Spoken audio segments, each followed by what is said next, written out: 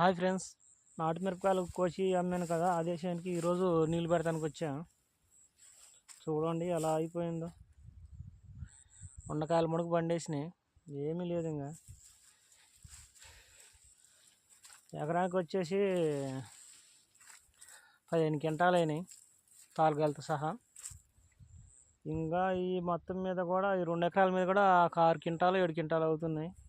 నేను పెట్టిన పెట్టుబడి అయితే నా అంచనా ప్రకారం మా మందులకైతేనే కూలోళ్ళకైతేనే 4 లక్షలు అయినాయి.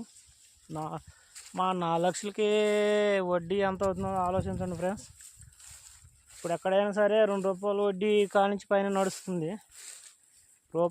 రూపాయి వడ్డీకి ఎవరు ఇవ్వట్లేదు. ఆ 4 లక్షల వడ్డీ నేను ఎలా తెరవాలి అనేసి ఆలోచించున్నా. దీంట్లో 7 క్వింటాల కాడికి ఎక్కువగా 2 ఎకరాల మీద ఎకరానికి 15 క్వింటాలు లెక్క 30 క్వింటాలు అయినాయి మొత్తం.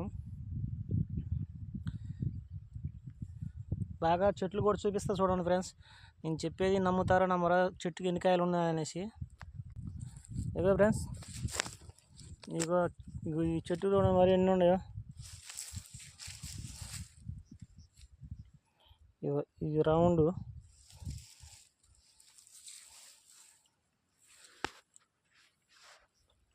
ఇగో ఈ చెట్టుకి కొంచెం ఒక 30 కాయలు లేకుండా ఈ చెట్టుకేసి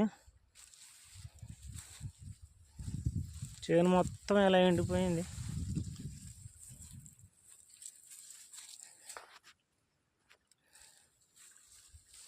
నల్లి వచ్చి కొంత ఏరుపురు కొంత ఎంత కొట్టినా కూడా ఆగలేదు. ఈ పచ్చికాయలు చూడండి ఎలా ఎండిపోతున్నాయో. ఇలా ఎండిపోతే తాలుగాయలు కంటూ పనికిరావు. కోసేవాళ్ళు కూలీలు దండగా, నాకు దండగా. ఇలా అయిపోయినాయి చెట్లన్నీ. నేను ఏదో చెట్లు చనిపోయిన దగ్గరే చూపించట్లేదు, చూడండి.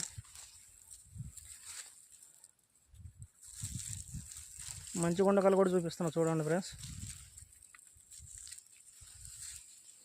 చూడు, ఈ చెట్లు ఎంత హైట్ ఉన్నాయి కదా. ఈ కొమ్మకి ఈ కొమ్మకి ఈ కొమ్మకి వీటిలో పోయిన కొమ్మకి చూడండి ఎన్ని ఉన్నాయి. ఆ చెట్టుకి అసలు కాయలే లేవు. చూసారు కదా ఫ్రెండ్స్, ఇలా ఉంది రైతు కష్టం అనేది. ఎకరానికి 15 క్వింటాలు అని పెట్టుబడి వచ్చేసేమో 2 లక్షల చిల్లర అయింది వడ్డీ మళ్ళీ. ఓకేనా ఫ్రెండ్స్, బాయ్. అంత బాధగా ఉంది.